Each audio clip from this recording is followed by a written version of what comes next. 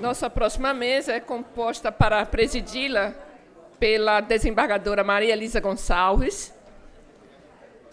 A mesa de debates tem como tema central o humano perante a inteligência artificial e convidamos para atuar como debatedores o professor Frederico Garcia, que falará sobre a humanização ciborgue ou ciborganização digital. Bom dia, doutor Frederico. Bom dia, doutora Elisa. Os currículos. E também o professor Marcelo Veras, que falará sobre dependência digital, pontualidade britânica.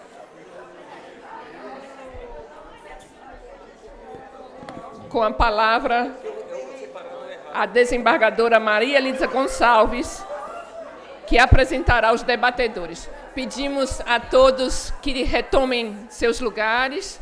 Estamos com nossa programação em andamento. Muito obrigada. Doutora Elisa, com a palavra.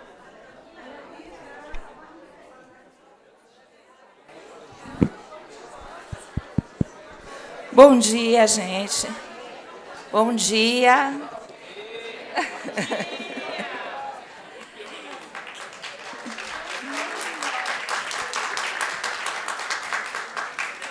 Gostaria de dar um bom dia especial aos meus colegas de mais de 30 anos e também aos colegas de pouco mais de 30 dias.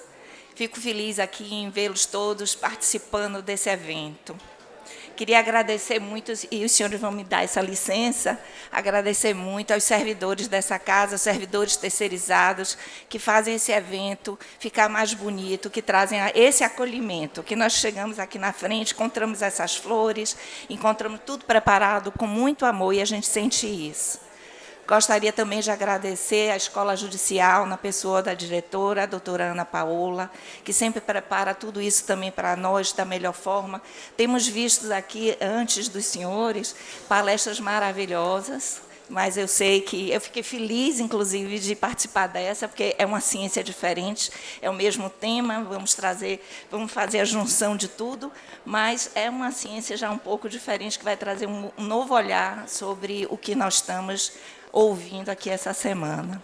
Então, fazendo todos esses agradecimentos, vamos começar aqui. Eu vou ler o currículo de Dr. Frederico Duarte Garcia, é professor associado no Departamento de Psiquiatria da Faculdade de Medicina da UFMG, bolsista de pesquisa nível 2 do CNPq, lidera o Núcleo de Pesquisa Vulnerabilidade e Saúde e coordena o Centro de Referência em Drogas.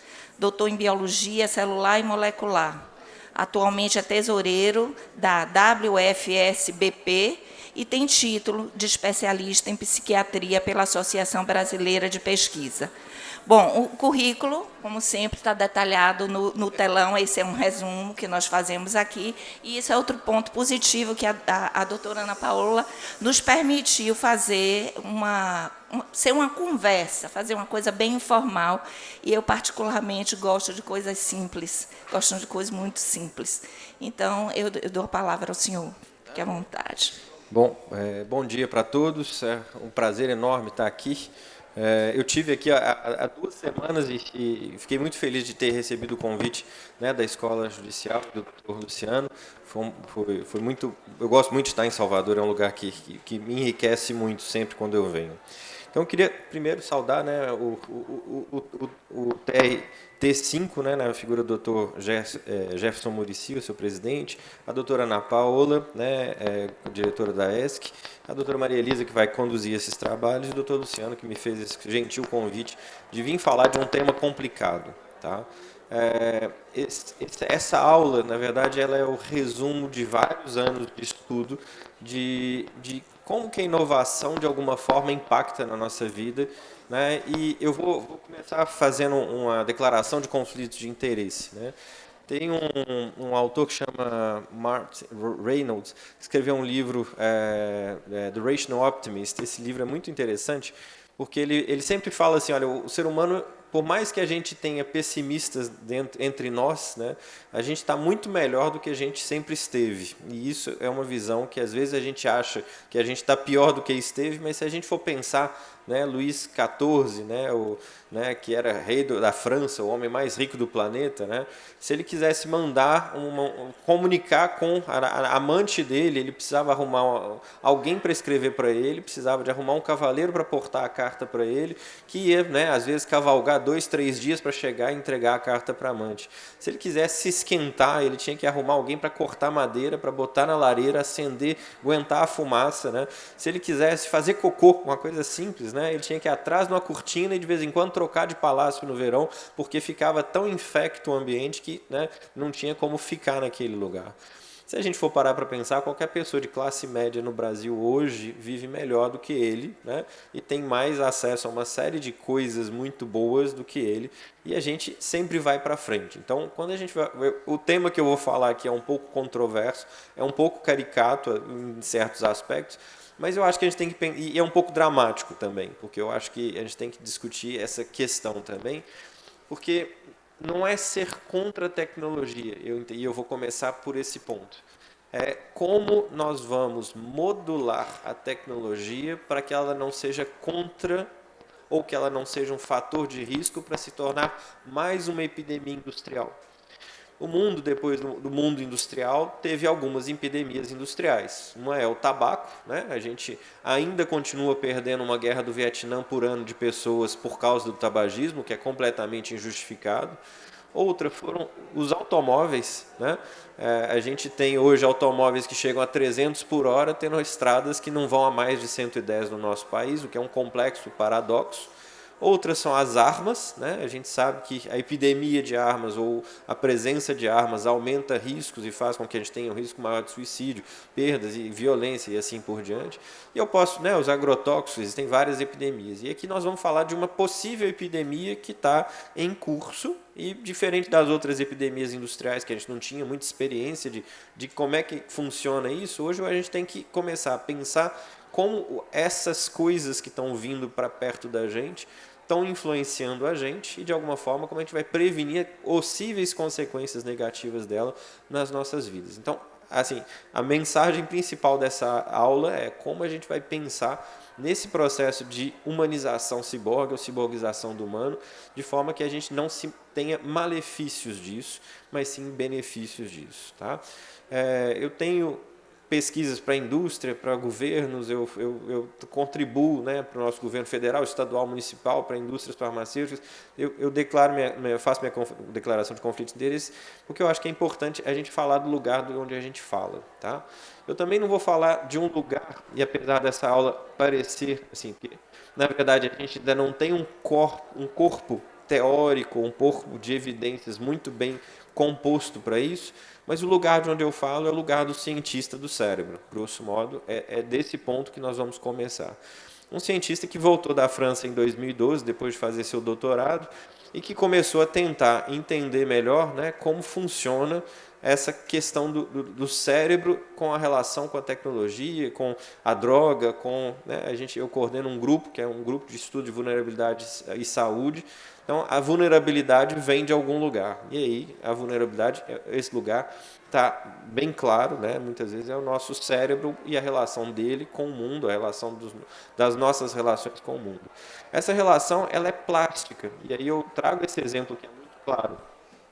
Um músico, tá? Quando ele aprende música, e eu estou tendo esse prazer, depois de 40 anos, eu achei que eu ia morrer tocando buzina e campainha, e agora estou aprendendo a tocar piano, né? Ele vai ter uma alteração plástica do cérebro dele que vai servir a ele para ele poder entender ritmo, para ele entender frequência, para ele poder entender timbre, para ele poder fazer análise.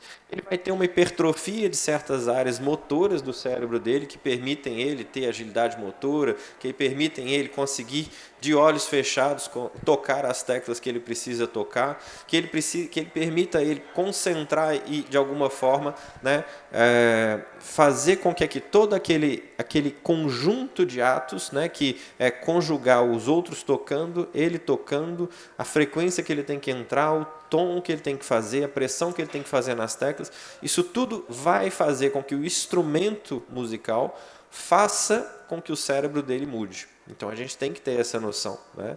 Que o nosso cérebro ele é plástico, ele se adapta à nossa... E isso no trabalho é muito claro, né? A gente sabe que em algumas profissões físicas a gente vai ter hipertrofias de certas áreas cerebrais em detrimento de outras, né? Porque a pessoa, né? Uma vez eu vi um pedreiro rebocando uma parede, eu não sei se vocês já viram, uma coisa incrível, simplesmente eles catam aquela massa dentro de um balde, tchap, tchap, tchap, tchap, tchap. Então, assim, aquela pessoa, ela desenvolveu uma parte do cérebro dela porque o trabalho dela impôs com que ela fizesse aquilo. Ele sabe a frequência, ele sabe avaliar peso, ele sabe avaliar a gravidade, ele sabe avaliar uma série de coisas. E existem vários estudos que mostram isso de forma muito clara. Nosso cérebro se adapta, né? E ele vai tendo hipertrofias, esse é um estudo que foi feito pelos chineses, com músicos que tocam piano. Essas áreas que vocês estão vendo em vermelho são áreas que são hipertrofiadas nos cérebros de pianistas, né? E essas áreas normalmente são integradoras do motor com o auditivo ou o visual, em detrimento de outras que são hipotrofiadas, que são esses pontos azuis nas duas imagens de cima. O que eu quero mostrar com essa imagem é a tecnologia não é só o que a tecnologia influenciando nossa neurobiologia não é só o que eu vou falar daqui para frente. Isso já é um processo que acontecia e acontece no mundo, né? E isso tem um aspecto que é muito importante. Graças a Deus, nosso cérebro é plástico, ele aprende, se adapta e consegue fazer coisas incríveis, né? Como tocar um piano de forma majestal. Tá? Também, quando voltei da França, fui estudar, né, como é que essa relação da tecnologia podia estar, de alguma forma, gerando problemas. E aí as dependências comportamentais foram parte do meu objeto de estudo na França. A gente estava começando a perceber que existem semelhanças neurobiológicas entre a dependência de drogas e a dependência comportamental, sexo, jogo, internet, uso de telefone. E, à época, não existiam ferramentas no Brasil. E eu comecei a validar essas ferramentas junto com uma aluna minha, que é a Júlia Cury, que fez isso com uma magistralmente no mestrado e no doutorado dela. Então, a gente validou uma escala para isso, a gente avaliou a prevalência disso entre, né, os jovens, para a gente saber mais ou menos o tamanho do problema no Brasil. E a Júlia conseguiu fazer uma coisa muito interessante, que ela foi levantar uma hipótese que era, se na dependência química eu tenho alterações cerebrais que vão aparecer de forma neurofisiológica, será que na dependência comportamental eu também não vou ter isso? E ela mostra nesse estudo que ela fez, de forma também muito interessante, que o cérebro dessas pessoas que têm dependência de internet e smartphone, de alguma forma, responde aos estímulos neurofisiológicos da mesma forma que os dependentes de cocaína, crack, maconha e assim por diante. Então, de alguma forma, essa tecnologia faz com que o cérebro dessas pessoas responda, né, da mesma forma elétrica que a das pessoas que têm uma dependência de drogas e diferente das outras que não têm dependências. Tá? Então, eu estou falando daqui não do lugar do legislador, não do lugar do regulador, não do lugar do julgador, mas do lugar do neurocientista que vai tentar trazer uma visão do que está acontecendo no mundo para a gente poder discutir. Falar de ciborgue, a gente tem que voltar lá na Gênese, né? Deus fez o homem imagem e semelhança, né? E aí o homem foi fazendo um monte de coisa para distinguir de Deus e para tentar chegar perto dele de alguma forma, né? E a gente tem essa coisa aí que já ronda o imaginário da gente poder, né, criar homens-máquina, criar, né, ciborgues, criar coisas bizarras. O Frankenstein é um exemplo cinematográfico muito bonito disso, dessa ideia, né, de eu juntar os pedaços, dar um choque elétrico e de repente acorda uma outra coisa que eu não conhecia antes, né? Esse imaginário também já está aí, né? Quando a gente pega o filme Matrix, né? O Zuckerberg estava tentando exatamente criar uma Matrix para nós, né? Quando ele fez a Meta, né, matando o Facebook, criando essa espécie de metaverso, já era uma ideia que eu acho que vai acontecer dentro de alguns anos, de que de alguma forma a gente, num determinado ponto, vai abdicar do nosso corpo físico e virar um corpo digital de alguma forma, e isso de alguma forma acontece. Bom, os mais velhos são mais céticos, os mais novos são menos desconfiados, mas isso é normal, tá? Tem um livro muito bom também que eu sugiro vocês leem, que é Por que eu comi o meu pai? de um economista americano. Esse livro são os australopithecus, né, se tornando homo sapiens, e aí tinha um tio super conservador que olhava eles lá tentando dominar o fogo e falava: esse negócio aí é perigoso, isso vai acabar com a humanidade, com a australopithecidade, nós temos que ter atenção com isso. E o pai falando: não, vamos embora, nós estamos precisando cozinhar, precisamos fazer coisas interessantes. Esse livro mostra esse contraste do conservador e do progressista, que isso sempre existe e que isso é importante da gente ter esses debates, mas a gente tem um progresso que está acontecendo e eu vou explicar isso para vocês como. Tá?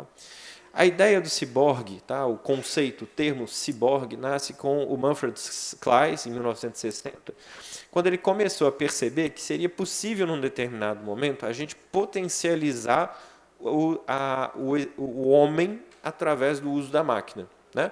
Quando eu pego um trator e consigo carregar um caminhão, né, eu estou sendo um ser humano que não conseguia carregar nem a roda do caminhão e que passa a conseguir carregar o caminhão inteiro, porque eu tenho uma máquina ciborgue que me dá força, que me dá potência para fazer algo que eu não consigo fazer. E a gente vem há muitos anos, né, achando que, de alguma forma, a gente pode usar essas máquinas para potenciar o nosso corpo, numa visão passiva, né, de que a máquina é passiva a gente e que o nosso corpo é passivo à máquina. Só que a gente não vive numa relação unilateral. O ser humano sempre vive em multilateralidades, e essa é uma questão importante. Então, a gente tem várias protesizações, né, que foram acontecendo, ou ciborgizações, que a gente vai pensar, que é essa integração do corpo humano a elementos que não são orgânicos e que, de forma, esses elementos interagem dentro do nosso esquema corporal. Né? A gente vê as próteses auriculares hoje, por exemplo, essa aí é um exemplo de uma prótese coclear, né? Então essa pessoa, na verdade, ela escuta esse amplificador escuta e transmite um sinal elétrico, então ela não precisa ter o ouvido para conseguir escutar, ele simplesmente transmite o sinal, a vibração sonora para dentro do cérebro dela, e ela passa a escutar mesmo sem ter um ouvido interno para fazer a transdução disso. Né? A gente hoje tem próteses visuais também que vão fazer com que pessoas que nasceram, né, amauróticas, possam enxergar, possam se movimentar, se deslocar, e isso atingiu um ponto hoje que é bastante importante. Né? A gente tem esses implantes cerebrais que em breve também vão transmitir essas imagens para a zona, né, de visão da gente, que é o córtex occipital. A ciborgização também permite a gente ampliar, né?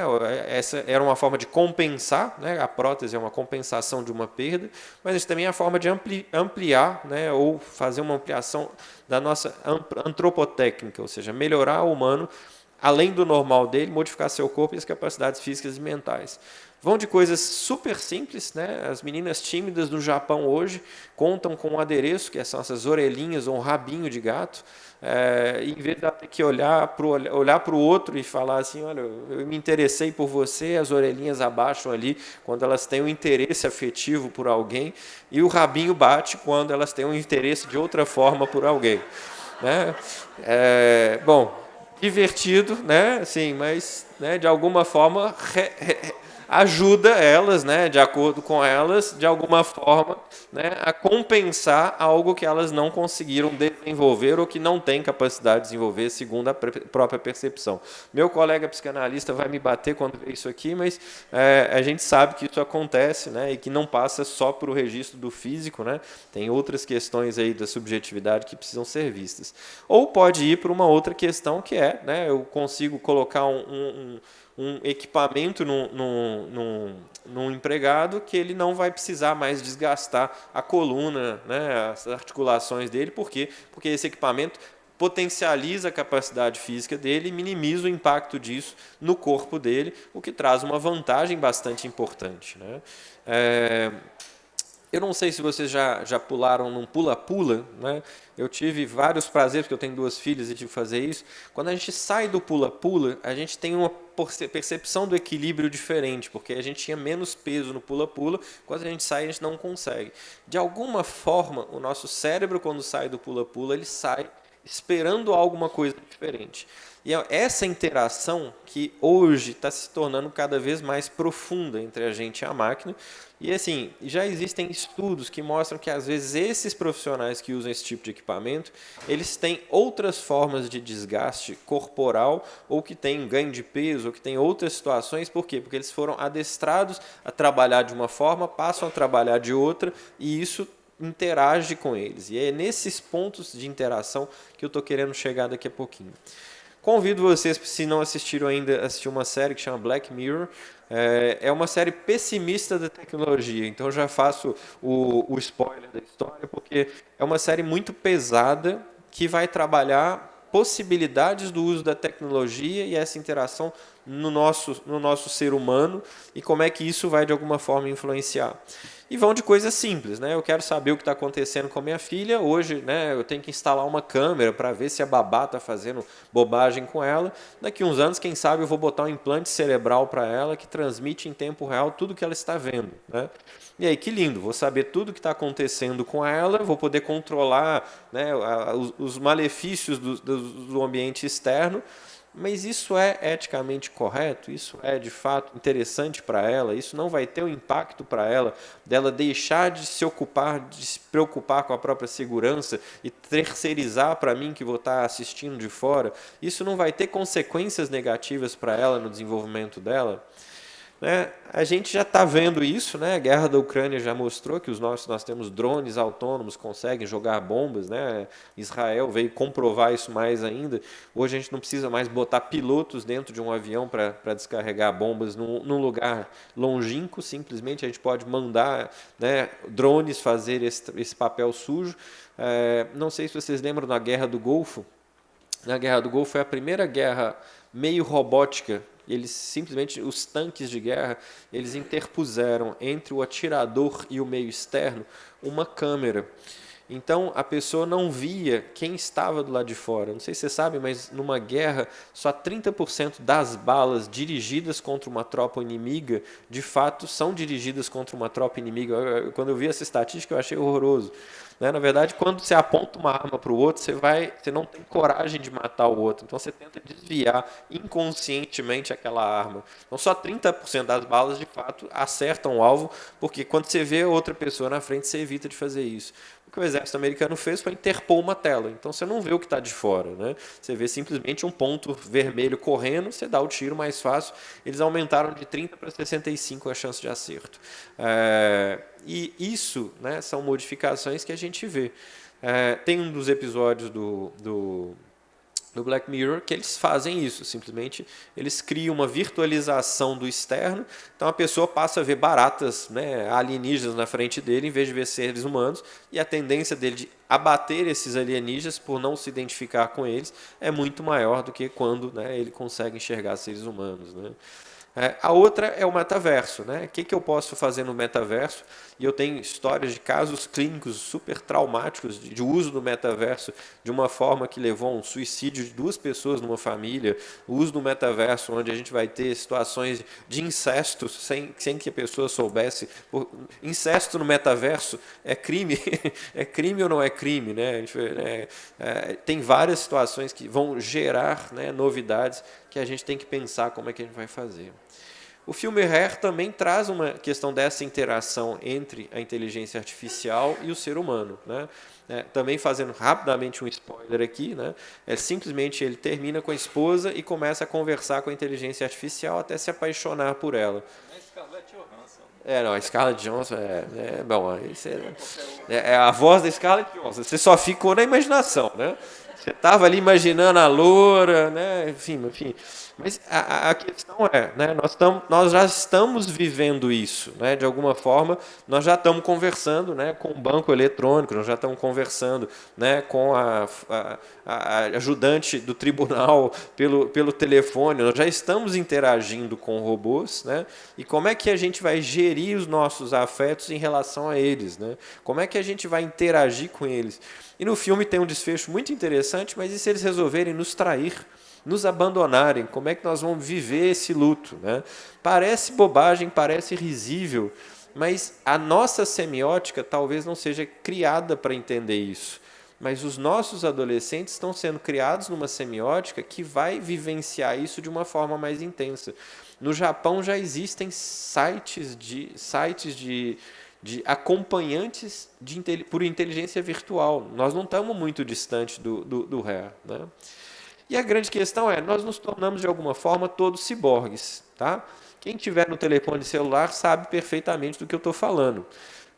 Eu sempre gosto de contar uma história muito engraçada, que era o seguinte: eu fiquei apaixonado pela Liza. A Liza era minha colega de colégio, eu tinha 14 anos, ela era uma morena, bonitinha, adorava escutar um jazz e um rock legal, e a gente começou a conversar. Eu fiquei apaixonado pela Liza, eu era muito tímido, e tinha que descobrir como mandar uma carta para a Liza, para informar a Liza que, né, talvez eu tivesse algum interesse afetivo por ela.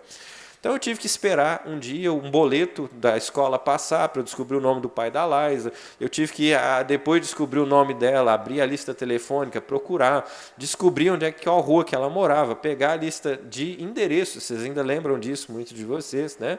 Percorrer a A2, B1, não, vou estar ali na avenida tal, passar por tal lugar, e tive que ir lá botar minha carta, né, no correio da Liza. Isso tudo demandou vários processos psíquicos que me fizeram, hoje, ter uma autonomia de me deslocar em qualquer cidade a partir de um mapa. Eu consigo abrir um mapa na minha frente, olhar e falar assim, olha, né, eu vou sair do novo hotel do Rio Vermelho e vou até o TRT5. Então, eu vou passar por tal lugar, leva mais ou menos tanto tempo, os marcos de referência que eu vou usar são esses. Pensem os nossos filhos ou os nossos netos fazendo a mesma atividade. De alguma forma, né, a tecnologia dá com uma mão e tira com outra. E a gente tem que entender esse processo de ciborgização. O homem, né, tem controlado o seu ambiente, né, de forma muito importante, mas ele acaba se tornando, aos poucos, um estranho a ele.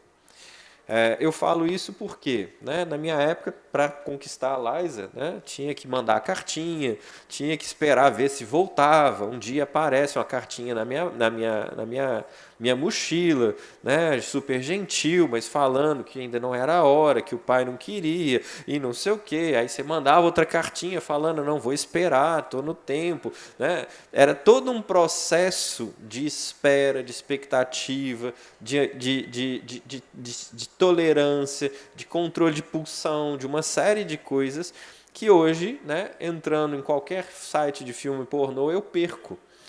Eu que hoje, entrando, né, num Tinder e marcando, dando match e saindo com a mocinha para dormir com ela, eu perdi. Então, de alguma forma, existe essa interação de mão dupla que nos dá, mas que nos toma. E aí é onde eu falo, né, de alguma forma, né, Deus nos fez imagem e semelhança, e o que nós estamos nos tornando dentro desse processo, né, pós-criação. Então, já contei minha história da lista telefônica, não vou repetir.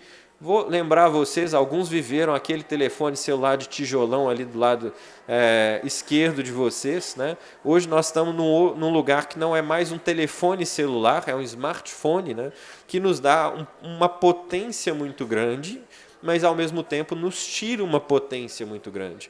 E aí é esse equilíbrio de potências que a gente vai ter que discutir daqui para frente. Por quê? Porque de alguma forma o smartphone, eu não volto atrás, eu não quero meu tijolão da Nokia de jeito nenhum, eu juro para vocês, é zero saudade, o negócio durava 2 ligações, tinha que carregar toda hora, gastava 8 horas para carregar, só fazia telefone, não tinha nem um joguinho de minhoca para jogar, não tinha nada, né? Eu não troco o smartphone por isso.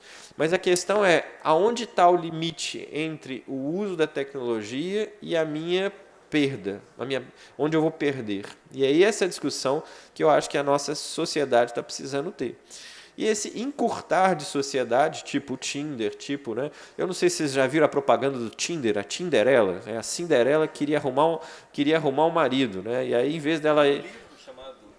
Tinderela, enfim, em vez dela ir, né, buscar o marido e tal, o príncipe e tal, não sei o que, simplesmente ela, né, faz a maquiagem, põe a foto dela no Tinder, e aí acha vários príncipes encantados, dá fora de vários deles e tal, não sei o que. Mas e a relação? Né? Onde é que ficou? Onde foi parar? Ao mesmo tempo, a gente tem começado a terceirizar certas coisas, né? De fato, nós não vamos falar que a cirurgia robótica aportou um prejuízo para o ser humano, né? A gente é mais preciso, a gente é mais delicado no que a gente faz, tem uma série de vantagens que melhoram o prognóstico, que melhoram o resultado. Só que uma vez eu fui interpelado por um colega, quando eu fui fazer essa aula num evento médico, e ele falou para mim, você quer ver o contrato que a gente assina com a Da Vinci? Eu falei, quero. O contrato termina dizendo o seguinte, olha, toda informação de movimento, de imagem que é produzido pelo robô é propriedade da Da Vinci. E ela pode fazer o uso que quiser.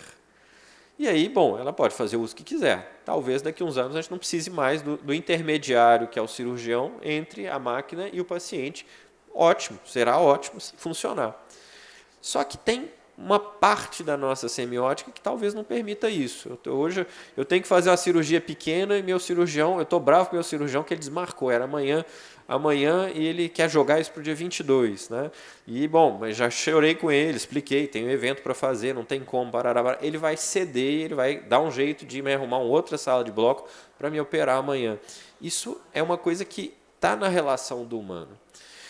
Mas tem uma questão que eu trago, que é o seguinte, quando eu entrei em 2012 para dar aula, a minha disciplina de semiologia, eu faço toda uma discussão com os alunos, porque na medicina a gente não tem exatidão, a gente trabalha com probabilidade. E aí uma das probabilidades é que tudo vai dar ruim e seu paciente vai morrer. E qual que é a chance, quanto que você pessoalmente aceitaria de saber que você vai, por erro ou por probabilidade, matar pessoas? Quando eu comecei o curso de medicina, os alunos em 2012 aceitavam 0,5%. E a gente via que tinha um incômodo. Meus alunos hoje, quando eu faço a mesma pergunta, né, eles respondem entre 5% e 6%.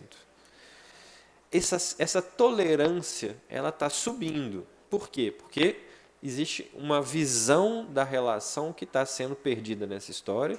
E dentro dessa perda que a gente está tendo, essa questão do medo, da angústia, né? Se eu não enxergo o outro, eu aceito mais. E aí, quando eu interponho a interface da máquina entre eu e o outro, eu, de alguma forma, passo a aceitar que eu erre mais e que eu perca mais. Aí eu volto para a pergunta inicial. Eticamente, é o que a gente quer para a nossa sociedade? É uma pergunta que a gente tem que se fazer e tentar responder. Né? E existe a questão da dependência da máquina para sentir. Né? Esse é um dos grandes prejuízos que eu acho que a gente está tendo hoje. Né? De alguma forma, né, estar sentado aqui do lado do meu colega é um prazer enorme, a gente está trocando ideias, ele né, a gente conversou, eu vou ter emoções em relação a essa aula, vou produzir emoções em relação a essa aula, mas algumas pessoas, e a gente vê isso muito quando a gente fala de dependência de smartphone, dependência de rede social, elas não sabem mais essa semiótica que nós estamos tendo aqui hoje. E aí elas vivem na semiótica do que a máquina aporta em termos de emoção. Só que diferente, né? Eu tenho um colega que às vezes eu admiro, ou tenho um colega em que eu tenho controvérsias, mas que eu respeito, ou ter um colega... Tem várias situações, mas à medida que eu vou simplificando essa rede semiótica, eu vou simplificando, né, também a forma de eu sentir. E eu acho que isso vai gerando uma impossibilidade que é bastante importante da gente pensar. Tá? Uma das primeiras formas de inteligência artificial disponível, na verdade, não foi o ChatGPT, foi o IBM Watson. Né? E a gente usou isso, a gente usa o IBM desde 2017 em algumas pesquisas que a gente fez. É uma ferramenta importante, eu quero fazer uma revisão bibliográfica, eu ensino ele a procurar, ele traz para mim, eu valido o que ele procurou, ele afina, ele vai afinando até ele conseguir, inclusive, tirar, né, escrever um texto para mim em cima, resumindo, né, tudo que ele conseguiu ler ali em menos tempo que eu. Só que ele ainda precisa de um validador externo. E eu sou um cara meio obsessivo, meio desconfiado, e eu não confio nele, entendeu? Então, ano passado, eu fui perguntar para o ChatGPT qual que era a PETAX, porque eu tinha que lançar no meu imposto de renda o valor do dólar no dia 31 de dezembro, que era quando fecha a PETAX. E aí ele me trouxe um número, 5,85. que se eu tivesse lançado a minha declaração de renda, eu estava perdido, porque, na verdade, o Petax era 5,34. A chance que eu tinha é que eu sabia que o dólar não tinha subido tanto e aquilo estava incorreto. Só que eu estou desconfiado porque eu aprendi a desconfiar por natureza, porque a gente tem que questionar. A próxima geração está apta a isso? Ou ela vai aceitar de forma cega o que o chat GPT vai trazer para ela? Como é que a gente vai ajudar essa geração a desenvolver crítica, a desenvolver capacidade de avaliar, a ter curiosidade por avaliar aquilo que a máquina traz como verdade para ela? Isso são pontos muito importantes. E a gente já hoje delega à máquina decisões que antes eram exclusivas da gente. E aí vocês estão num lugar onde as decisões têm um aspecto algorítmico, lei é lei, vamos seguir, mas a função de vocês ela é exclusiva de interpretar o algoritmo dentro da subjetividade da situação e das relações humanas, do contexto onde essas relações se estabeleceram e como é que isso tem implicações sociais, tem implicações reais, e é um lugar que eu acho muito difícil, a não ser que a gente estreite a nossa semiótica, de aceitar uma substituição. Eu não sei se vocês conseguem entender isso. Uma coisa é... Eu tive um processo, eu construí uma casa e fui vítima, tá?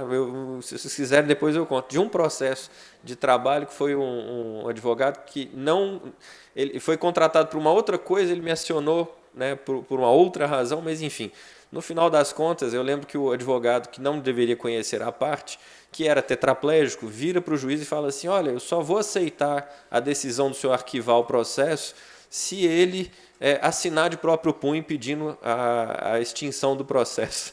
E eu tive que lembrar a ele que ele é o paciente, no caso que ele foi meu paciente inclusive, mas ele era tetraplégico, então não tinha como ele assinar o documento para o juiz. Então, assim, essas subjetividades a máquina é incapaz de fazer. A máquina é incapaz de, no algoritmo dela, se não for programada para isso, pensar que se o paciente é tetraplégico, ele não consegue assinar um documento e entregar para outra pessoa. Ela vai depender de um terceiro para fazer isso para ela. Então, são coisas que talvez a gente vai ter que conversar. Existem advogados que estão trazendo isso para dentro do direito de uma forma muito ampla. Eu tenho um colega que é advogado, tem um escritório grande em Belo Horizonte, que ele coleciona decisões de juízes, eles têm um sistema de análise, ele sabe mais ou menos quais os argumentos trazidos pela inteligência artificial que cola com um juiz e que não cola com outro e como é que ele coordena isso. Antes a gente fazia isso na intuição, agora a máquina ajuda a compilar decisões e tomar decisões nesse sentido. Mas o juiz pode mudar a posição dele, o juiz pode, e a máquina não necessariamente vai ser capaz de responder a tempo para todos os casos. Eu tenho que falar de uma coisa que é muito importante para a gente entender todo esse aparato de coisas que estão acontecendo com a gente, que é muito importante. Também convido vocês a ler um outro livro de um brasileiro judeu-americano que chama Ezra Klein, que escreveu um livro que chama Por que estamos polarizados? Why we are polarized? E ele é um jornalista que tem uma agência alternativa nos Estados Unidos e que ele faz toda uma análise técnica de por que nos Estados Unidos se polarizou tanto, de forma que hoje, se a gente for olhar a eleição americana, quem vai decidir ela são 5% da população, porque 45% votam por um lado, 45% votam para o outro, e os 5, 10 que estão ali no meio é quem vão, de fato, decidir para quem será o próximo presidente. E ele faz toda essa análise, eu acho importante da gente entender isso, mas tem uma questão que é a questão semiótica. Tá? Semiótica é a ciência que estuda os sinais. Tá? Para a gente entender semiótica, eu gosto muito de usar um exemplo de um colega meu que chama Daniel Werneck. Ele ensina semiótica, ele usa esta imagem. Quando eu coloco esta imagem, imediatamente a ideia que vem na cabeça da maior parte das pessoas é que essa pessoa está usando essa arma para ameaçar outra pessoa. Por quê? Porque ao longo da nossa história de vida semiótica, a imprensa, a televisão, o cinema foi criando essa imagem de que quando eu aponto uma arma, meu cérebro tem que interpretar que eu estou, de alguma forma, ameaçando ou tentando matar alguém. Essa pessoa pode estar simplesmente olhando se a mira dela está correta, ele pode estar simplesmente passando essa arma para outra pessoa, essa pessoa pode estar fazendo uma série de outras coisas. Mas o meu cérebro simplifica essas outras coisas todas na coisa mais prevalente, e aí essa imagem, essa ideia que vem na nossa cabeça quando vê essa imagem, é o que a semiótica tenta estudar, que é como que eu reduzo o número de informações para transmitir uma ideia. Grosso modo é isso. Tá?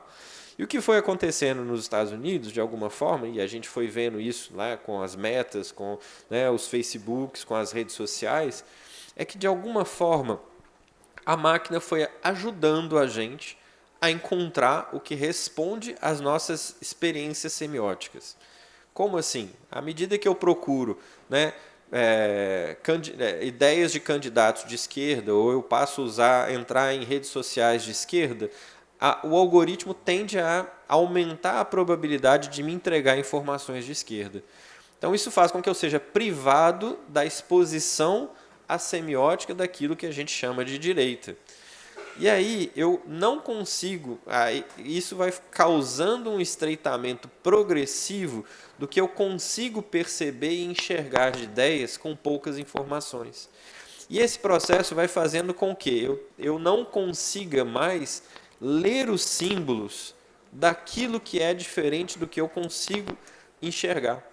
E à medida que eu não consigo mais ler aqueles símbolos, eu fico cego a eles, e aí essa cegueira gera, de alguma forma, uma incapacidade relacional com o outro grupo simbólico. E de alguma forma, é isso que foi acontecendo nos Estados Unidos. Por quê? Porque à medida que eu pulverizei a mídia, né, o jornalista naturalmente teve que fazer o quê? Teve que radicalizar dentro de uma identidade, de forma que ele, né, acelerou o processo de identificação do ouvinte com as ideias dele, e o ouvinte foi ficando cego às outras ideias. Então, de alguma forma, e aí eu volto na ciborgização do humano e o humano ciborgue, né, esses algoritmos de busca estão nos incapacitando a ter a capacidade de enxergar outro Homo sapiens, né, que tenha outra conformação física, que tenha outra forma de pensar, que tenha outras ideias, né, e de ter consideração por ele. Né? E isso é uma tragédia, no meu ponto de vista, que precisa ser discutida muito rápido, porque nós vivemos essa dicotomização há pouco tempo e continuamos vivendo. Né? E aí toda dicotomia ela é naturalmente burra. Né? Ser de direita ou ser de esquerda significa que a gente não tem todo o outro. Né? Assim, ser branco ou ser preto, esquece que entre o branco e o preto tem um leque de cores, né, bastante amplo, e que esse leque de cores pode somar tanto a brancos quanto a pretos, e isso não é um problema. Essas são questões que a gente precisa começar a conversar. Por quê? Porque, de alguma forma, isso tem impactado na saúde das pessoas, isso tem impactado no nosso bem-estar, e isso vai impactar de forma muito importante nas próximas gerações. Né? E assim, a gente vê toda essa discussão. Será que de fato as pessoas... E aí o Ezra Klein traz isso de uma forma muito, muito elegante, que é assim, era muito fácil, e aí dessas questões, porque na verdade a gente vai para um lugar, e aí esse lugar do metaverso, tá, é o lugar de um lugar complicado. Por quê? Porque a ideia ali dentro é como é que eu padronizo a forma, a preferência das pessoas de interagir, grosso modo é isso. Então, eles criam perfis por análises estatísticas, né? Olha, ele procura mais ler o Renato Azeredo, ele procura mais, né, sites de esquerda e tal, não sei o quê. Então, essa é a pessoa de esquerda. Então, eu taxei aquela pessoa com aquilo. Então, eu vou sobrecarregar ela naquilo e, a partir daquilo, né, eu vou trabalhar e eu ganho um poder muito grande, né, para ela estar contente dentro daquele mundo semiótico que ela recebe, o mundo identitário que ela recebe. E ele faz uma digressão muito, muito interessante, né, dessa questão, porque se a gente for pensar os Estados Unidos há 60 anos atrás, era muito fácil de se juntar, né, um judeu, né, banqueiro, né, deputado, com caucasiano deputado com um italiano, né, empresário católico com, né, um irlandês protestante e agricultor. Eles tinham poucas diferenças conceituais e identitárias para discutir. Então, por mais que eles divergissem entre algum ponto, a religião era praticamente a mesma, a estrutura física era praticamente a mesma, a visão era a mesma. Então, conversar ideias ficava fácil. Por quê? Porque eu não tinha que discutir a questão identitária.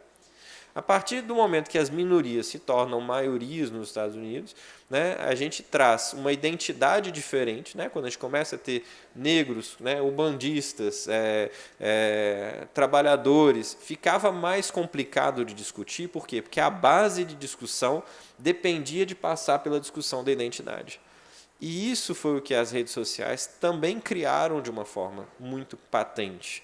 Por quê? Porque, de alguma forma, elas, em vez de trazer essa liberdade de comunicação que permitisse a gente ampliar nosso leque semiótico, ampliar a nossa forma de enxergar os outros, a diversidade, as questões, o que ela fez foi exatamente o contrário, foi estreitar isso de forma que cada vez mais a gente arraigasse na própria identidade e, à medida que a gente ficasse preso dentro da nossa identidade, as ideias não fossem mais discutíveis. Então, por quê? Porque eu vou brigar pela minha identidade antes de brigar pelas ideias. E esse processo que eu chamo de simbolarização do humano levou a essa questão desse dilema social que hoje se vive em boa parte dos países, que está levando ao fascismo, que está levando a uma série de questões que a gente precisa rever se a gente quer isso, né? Hoje no Brasil eu falo que um dos maiores estragos que a gente está tendo são, né, os jogos pela internet, né? A gente não tem discutido muito disso, mas é uma epidemia industrial que está vindo aí, no consultório já bateu, filhos de pessoas importantes trazendo, né, gastando 50, 60 mil reais no cartão de crédito, devendo às vezes 200, 300 mil, né, por, né, jogos de internet. Então a gente está vendo que essas coisas estão de alguma forma trazendo malefícios. Mas essa questão da criança é que eu acho que é nossa responsabilidade enquanto adultos, enquanto, né, balizadores da próxima geração, que a gente precisa discutir, né? O que vai fazer essa exposição cada vez mais precoce, essa restrição de leque semiótico, essas questões nessa futura geração?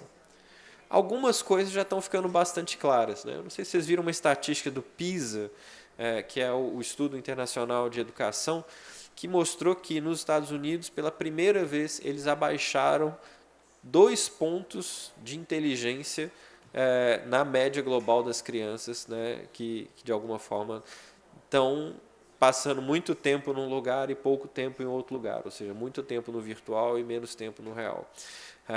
Isso tem um impacto que vai fazer uma geração menos inteligente, menos apta a discutir, a conversar, a achar acordos, a conseguir, né, chegar em certos lugares, e a gente tem que, de alguma forma, intervir nisso de uma forma bastante rápida, antes que isso vire uma tragédia, né, de mais uma epidemia industrial que veio prejudicar a humanidade de uma forma muito importante, né? E aí, bom, eu quis contextualizar também, já que eu vou conversar, né, com pessoas que são julgadores do trabalho, né, da importância disso que vai se chamar de trabalho digital, né? Hoje eu posso contratar trabalhadores digitais, não sei se vocês sabem isso, que na verdade são robôs, que são máquinas para fazer coisas para mim, né, que pode ser desde mandar fake news para os outros até fazer análise de dados, coletar dados na internet. A gente fez isso recentemente. Um aluno meu resolveu estudar impacto de trauma crônico no encéfalo, e a gente resolveu estudar os dados do MMA, que são públicos, e aí a gente botou um robô para coletar esses dados públicos, em vez de eu botar um pobre de um aluno, né, coletando 4.800 lutadores, número de lutas, quantos golpes na cabeça e assim por diante. Isso me ajudou muito, né, me trouxe uma vantagem para os meus alunos, que em vez de ficar fazendo uma atividade muito entediante, puderam estudar, discutir, fazer outras coisas mais interessantes, né? Só que o trabalho, né, ele foi extremamente modificado depois da Covid. Eu falo assim, na verdade, a ideia do home office, dessas questões do trabalho o século XXI tinha levantado, a Covid cruzou na rede, né? Porque simplesmente de uma hora para outra, quem tinha resistência teve que romper suas resistências e passar a usar essas ferramentas e passar a viver neste mundo virtual, onde as relações de trabalho não existem mais, onde as relações de exploração passaram a existir, né? Relações complexas, né? De interação, de ergonomia, que hoje a gente não tem discutido essas questões, né? Home office é uma coisa ótima, mas até quando, até como e até, né, como isso vai impactar na vida dos nossos trabalhadores de alguma forma. A gente não fez essa discussão e a gente vê impactos disso. Eu tenho pacientes hoje que não conseguem mais voltar para o ambiente de trabalho porque o home office reforçou a inabilidade relacional, reforçou a timidez, reforçou aspectos, né, e trazem um prejuízo para ele, porque a partir do momento que a relação do home office for rompida, ele vai ter muito desafio para conseguir um outro emprego. E aí isso é um acidente do trabalho ou isso não é um acidente do trabalho, né? De alguma forma a gente vai ter que discutir essas questões, né? Assim, nós temos desafios muito grandes aí. Bom, e aí a gente começa a ver as delegações, né? O Barroso, no evento sobre inteligência artificial na justiça, né? Trazendo essa discussão. E aí, vamos substituir o juiz, vamos substituir os funcionários, vamos substituir... Como é que isso vai funcionar dentro da justiça? Como é que isso pode ajudar? E como é que isso vai entrar num lugar onde, semioticamente, eu vou aceitar coisas que hoje são inaceitáveis? Essas são as discussões que a gente deveria estar fazendo também, né? Não é só como isso contribui para a gente, mas é como isso também traz um malefício para a gente. Eu tive num evento da Firjan, bom, enfim, que foi seguido de uma apresentação dos bancos, falando o seguinte: olha, nós já não temos mais agência, ótimo, está tudo no celular, nós somos todos autônomos, terceirizaram o trabalho do bancário para a gente, né?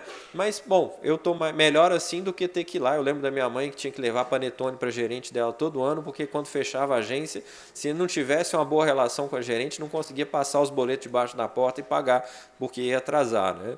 Mas, assim, se a gente substituir até o atendente telefônico do banco por uma inteligência artificial, o banco vai só ganhar? Eles já têm estudo disso. Eles já mostraram que é o seguinte: a partir do momento que eu colocar uma máquina em vez de um humano, eu vou fazer com que todos os bancos tenham o mesmo atendimento. E aí, onde o banco vai ter que negociar é na taxa de custo dele ou nas taxas que ele paga por investimento. Então, para o banco, no longo prazo, eles enxergam mais como prejudicial do que benéfico. Por quê? Porque, de alguma forma, eles vão ter que perder, eles vão ganhar não tendo recursos humanos, mas eles perdem mais tendo que negociar a taxa com o cliente ou ter que entrar na concorrência com o cliente dessa forma. Então, eu estou trazendo esse exemplo, por quê? Porque esses caras estão muito na frente do mercado público, né? Na universidade, nós estamos falando de sermos, né, produtores de conteúdo e acreditadores, mas e aí? Essas pessoas vão continuar buscando a gente como legítimos educadores ou vão procurar outras pessoas? E essa discussão que o Barroso traz aqui, eu acho que é a discussão que deveria também incorporar esse pensamento, né? Trazer a inteligência artificial para a justiça vai só melhorar os indicadores, né, que o presidente de vocês trouxe aqui, ou ele vai fazer com que esses indicadores tragam, né, uma questão que é importante. Então, essa cascata de cartas, né, esse dominó, tem que ser discutido, tem que ser regulado, tem que ser comentado e tem que ser trazido à tona. Eu não trouxe dados, porque esses dados não existem. Eu não tenho como produzir dados e falar... Eu também não vou ficar aqui falando, olha, isso dá dependência, isso dá autismo, isso dá... não sei o quê, porque eu também estaria sendo falacioso. Mas eu quis trazer uma discussão intelectual para um público tão elaborado como vocês.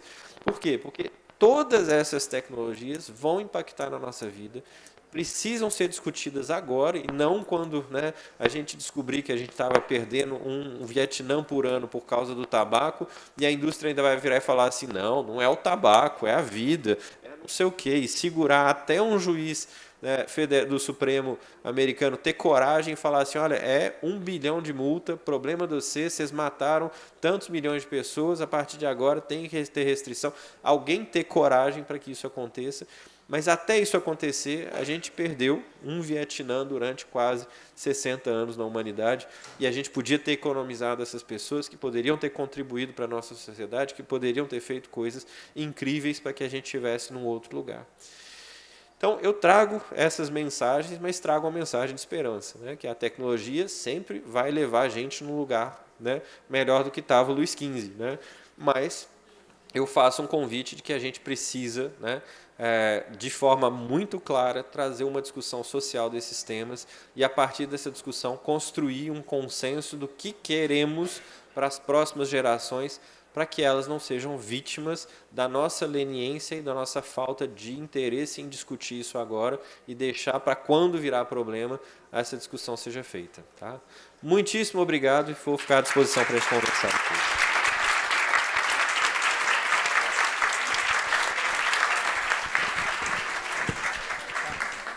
Como eu havia imaginado, o tempo passou rápido. Professor, muito obrigada, dizer que foi excelente a redundância, deixou uma porção de perguntas na nossa cabeça, né, para refletir. Essa questão mesmo do tabaco, é impressionante que as propagandas de cigarro, antigamente, só passavam esportes, homens bonitos nos cavalos, na Fórmula 1, e quando, na verdade, a realidade eram em enfermarias, em hospitais, com efizema, com milhares de problemas. Como desde aquela época, né, vai-se a propaganda para afetar uma determinada coisa. Eu fico pensando, nós somos bois de manada, né? Bois de manada. É o termo que eu uso, que eu gosto da roça, viu, professor?